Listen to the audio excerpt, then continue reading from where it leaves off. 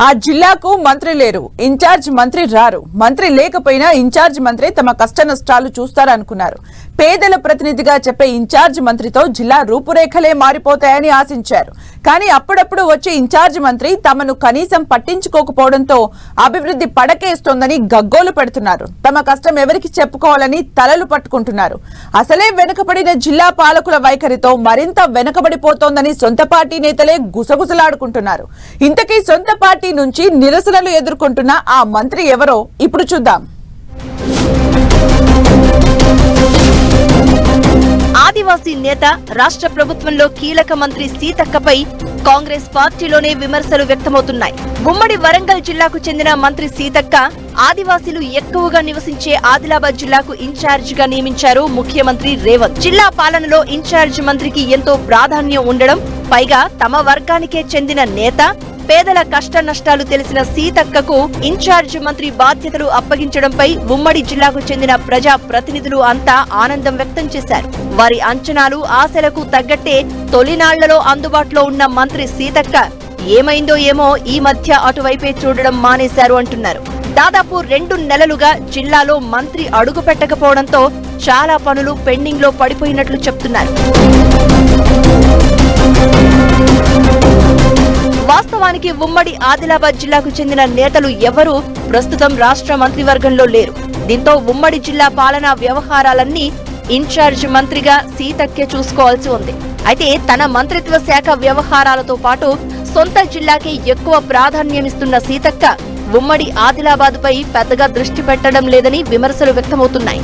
అంతేకాకుండా ప్రజల సమస్యలపైన పెద్దగా స్పందించడం లేదని ఆరోపణలు ఎదుర్కొంటున్నారు. దీనికి ఉదాహరణగా ఇటీవల జరిగిన పలు ఉదంతాలను చూపుతున్నారు. రైతు ఆందోళనలు, సీజనల్ వ్యాధులు, ఆదివాసీ మహిళలపై అఘాయిత్యాలు జరుగుతున్నా మంత్రి పట్టించుకోవడం లేదని గుసగుసలు వినిపిస్తున్నాయి. ఇక ముఖ్య నేతల జిల్లా పర్యటన సమయంలోనూ మంత్రి కనిపించకపోవడం సందేహాలకు కారణమవుతోంది. సీతక్కకు ఇన్ఛార్జ్ మంత్రి పదవి ఇష్టం లేదా అన్న అనుమానాలను రేకెత్తిస్తోంది. ఇటీవల ఉప ముఖ్యమంత్రి భట్టి విక్రమార్క ఉమ్మడి ఆదిలాబాద్ జిల్లా పిప్పిరిలో బహిరంగ సభ ఏర్పాటు చేయగా ఇన్ఛార్జ్ మంత్రి సీతక్క అటువైపు చూడకపోవడం కాంగ్రెస్ లో చర్చనీయాంశమైంది. మరోవైపు ఏజెన్సీలో డెంగ్యూతో పాటు విష జ్వరాలు ప్రబలి గిరిజనం మంచం పట్టినా ఎవరూ పట్టించుకోవడం లేదంటున్నారు. ఆదివాసీ బిడ్డగా, ఇన్ఛార్జ్ మంత్రిగా సీతక్క ఈ విషయంలో చొరవ తీసుకోవాలని ఆదివాసీ సంఘాలు కోరుతున్నా మంత్రి మాత్రం ఆదిలాబాద్ లో అడుగు పెట్టడం లేదని నిరసన వ్యక్తమవుతోంది. ఇక అభివృద్ధి పనులు ఎక్కడివక్కడే నిలిచిపోయాయనే టాక్ వినిపిస్తోంది. ఇన్ఛార్జ్ మంత్రి ఆమోదం లేక కొత్త పనులు చేపట్టే అవకాశం లేకుండా పోతోంది అంటున్నారు. ప్రతి నియోజకవర్గానికి స్పెషల్ డెవలప్మెంట్ ఫండ్ కింద అధికారులు ప్రతిపాదన పంపుతున్నారు. వీటికి ఆమోదం తెలపాల్సిన ఇన్ఛార్జి మంత్రి రాకపోవడంతో ఏ పని ముందుకు కదలడం లేదు అంటున్నారు. రాష్ట్ర ప్రభుత్వం ప్రతి నియోజకవర్గానికి అభివృద్ధి పనుల కోసమని 10 కోట్ల రూపాయల చొప్పున కేటాయించింది. కానీ ఇన్ఛార్జి మంత్రి ఆమోదం లేక ఆ నిధులను వినియోగించుకోలేకపోతున్నట్లు చెబుతున్నారు.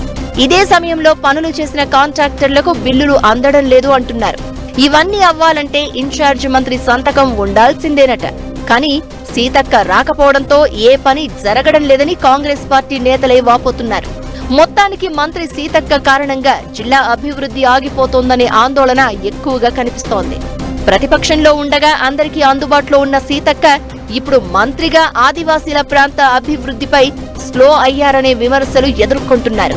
మరి ఇప్పటికైనా మంత్రి సీతక్కపై వస్తున్న విమర్శలకు ఫుల్ స్టాప్ పెడతారో లేదో చూడాల్సి ఉంది.